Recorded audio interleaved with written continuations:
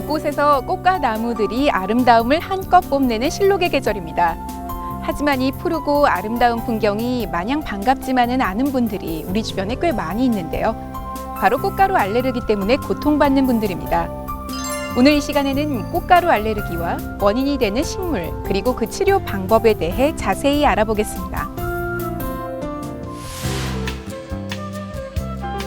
알레르기성 질환은 알레르기성 체질인 사람이 원인 물질과 접촉할 때 나타나는 질환으로 꽃가루가 원인이 되어 나타나는 알레르기 질환을 꽃가루 알레르기 또는 화분증, 화분 알레르기라고 합니다. 꽃가루는 우리나라에서 진먼지 진드기 다음으로 흔한 알레르기 원인 물질로 알레르기 비염, 결막염, 천식 등을 일으킬 수 있습니다. 한국에서 소아 알레르기 질환이 점점 증가합니다. 천식뿐만 아니고 비염, 알레르기 결막염, 아토피 피부염이 지난 한 20년 동안 많이 증가했습니다. 아주 중요한 원인 중에 하나가 이런 꽃가루 알레르기에 대한 감작이라고 얘기할 수 있겠습니다.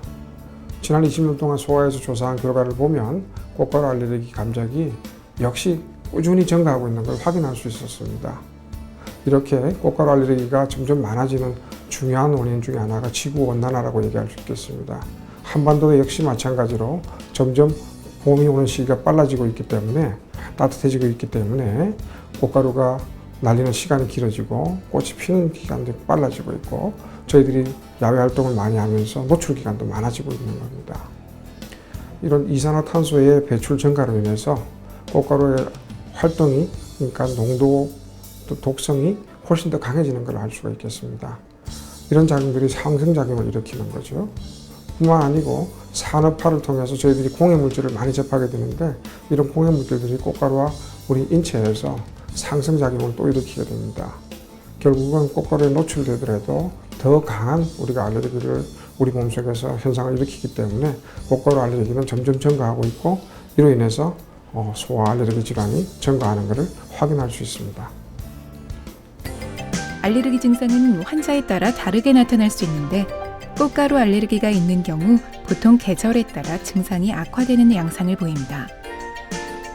대표적인 알레르기 검사 방법으로는 혈액 검사와 알레르기 피부 단자 시험이 있습니다.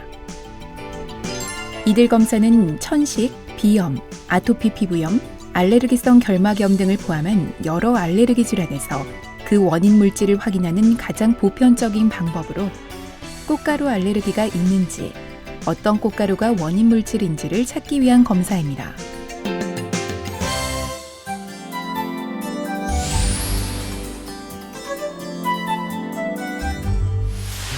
네, 우리가 잘 알고 있는 대표적인 봄꽃인 벚꽃, 개나리, 진달래, 산수유와 같은 꽃들은 충매화이기 때문에 알레르기와는 별 상관이 없다고 합니다.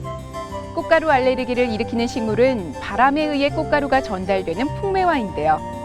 특히 3월에서 5월 꽃가루 알레르기를 일으키는 것은 수목, 즉 나무가 만들어내는 꽃가루입니다.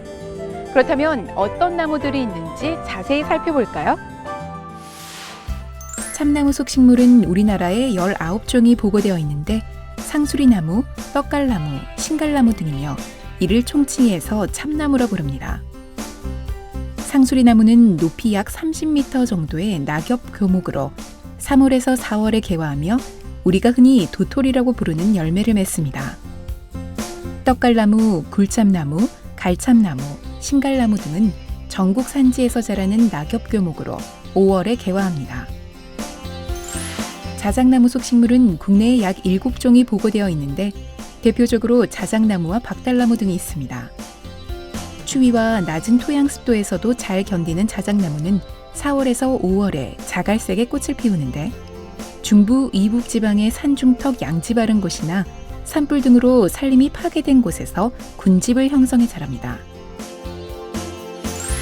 오리나무 속식물은 국내에 약 6종이 있는데 대표적인 수종은 오리나무와 물오리나무 등입니다. 오리나무는 주로 3월에 개화하는데 2월에서 4월에 걸쳐 많은 꽃가루를 날립니다. 너도 밤나무 속식물은 북반구 온대에 약 10종이 분포하고 우리나라에는 울릉도에 한 종이 서식합니다. 너도 밤나무는 울릉도의 바닷가에서 해발 900m까지 자라는 우리나라 특산 수종으로 낙엽 화력 교목이며 5월에 개화합니다. 개암나무 속식물은 우리나라에 약 3종이 서식합니다. 우리나라의 각 지역 양지 바른 산이나 산골짜기 암석 사이에서 자라며 3월에서 4월에 개화합니다.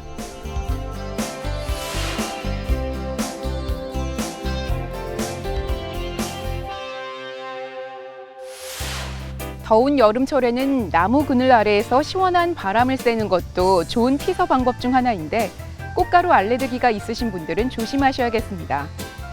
그런데 앞에서 살펴본 나무뿐만 아니라 잡초 중에서도 꽃가루 알레르기를 일으키는 식물들이 있다고 합니다. 이 잡초 꽃가루가 우리나라에서는 중요한 알레르기 원인 물질로 여겨진다는데요.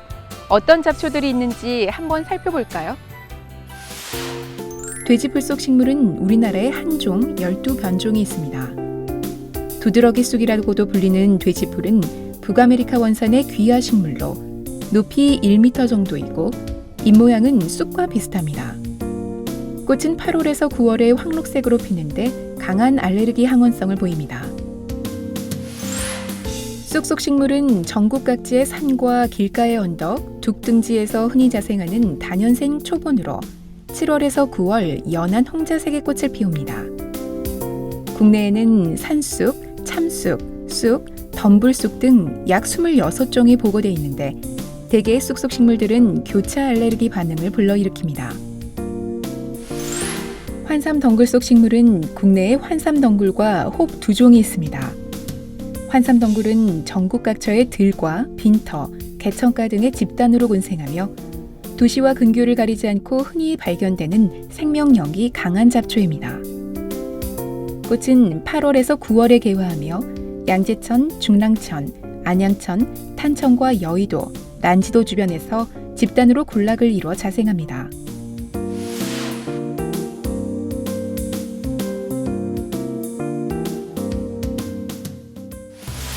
저는 지금 푸른 잔디밭 위에 서 있습니다.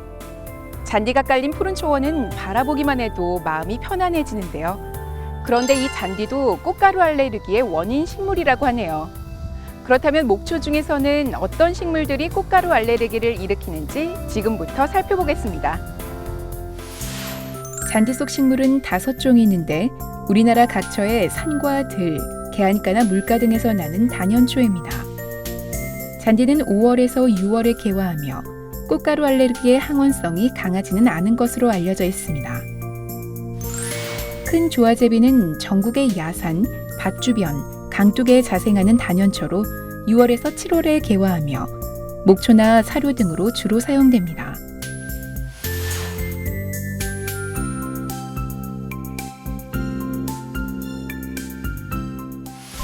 지금까지 꽃가루 알레르기를 일으키는 주요 식물에 대해 알아봤습니다. 하지만 꽃가루는 우리 눈에 잘 보이지 않고 바람을 타고 멀리까지 전해오기 때문에 피하기가 쉽지는 않습니다. 그렇다면 어떻게 꽃가루 알레르기를 치료할 수 있는지 지금부터 알아보도록 하겠습니다.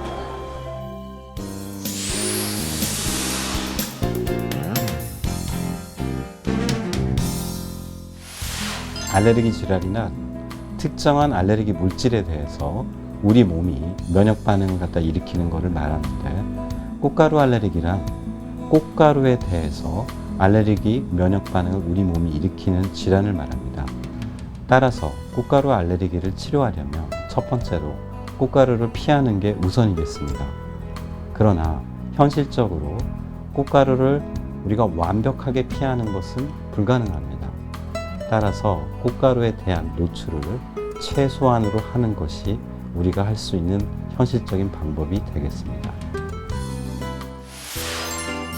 먼저 꽃가루철에는 되도록 외출을 삼갑니다. 특히 바람이 강하게 불고 습도가 낮은 맑은 날은 더욱 주의해야 하며 외출 시에는 반드시 마스크, 모자, 안경 등을 착용합니다. 실내 환기를 위해 창문이나 문을 여는 것, 빨래를 옥외에 널어 말리는 것도 주의해야 합니다. 외출 후 실내에 들어갈 때는 옷을 털거나 겉옷을 갈아입고 샤워나 양치질을 하며 목이 따갑거나 가려울 경우에는 목을 헹구고 물을 섭취합니다. 실내 청소 시에 물걸레를 사용하고 헤파 필터가 장착된 공기청정기 사용도 도움이 됩니다. 또한 약물요법이 필요한 경우도 있는데 천식, 알레르기 비염, 알레르기 결막염 등 개별적인 진단에 따라 치료 및 증상 개선을 위해서는 의사가 처방한 약물을 사용하는 것이 좋습니다. 이외에도 면역요법이 있습니다. 면역요법은 원인이 되는 꽃가루 항원을 일정 기간 지속적으로 투여해 몸의 면역 체계를 길들임으로써 알레르기 원인 물질에 대한 환자의 반응을 감소시키기 위해 시행하는 방법입니다. 방법은 아주 소량부터 서서히 양을 늘려 몸 안에 피하 주사하는 방법과 혀 아래 약물을 투여하는 설화요법 등이 있습니다.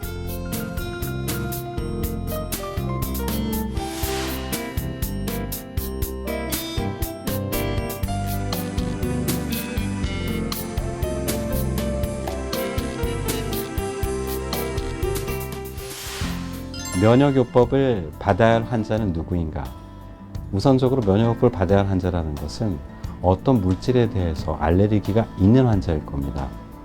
따라서 우리가 검사상으로 알레르기 일으키는 물질이 확실히 밝혀진 환자가 면역요법을 받아야 할 환자가 될 수 있겠습니다. 또 한편으로 알레르기 질환을 우리가 약물 치료를 하고 환경요법을 하는데도 증상의 호전이 별로 없는 그런 환자에 있어서는 면역요법을 고려할 수 있습니다. 그러나 이러한 면역요법은 대개 3년 또는 4년 정도의 기간을 갖다 요하기 때문에 시간이나 비용적인 측면을 고려해야겠습니다. 지금까지 꽃가루 알레르기의 원인과 치료 방법에 대해 자세히 알아봤습니다. 여러분, 혹시 꽃가루 지수를 나타내는 꽃가루 예보 사이트가 있다는 것 알고 계세요? 부득이하게 외출을 할 때는 꽃가루 지수를 활용해 외출 날짜를 결정하시면 좋을 것 같습니다. 꽃가루 알레르기로 고통받는 많은 분들이 어서 빨리 그 고통에서 벗어나 계절이 주는 아름다움을 만끽하실 수 있길 진심으로 바랍니다.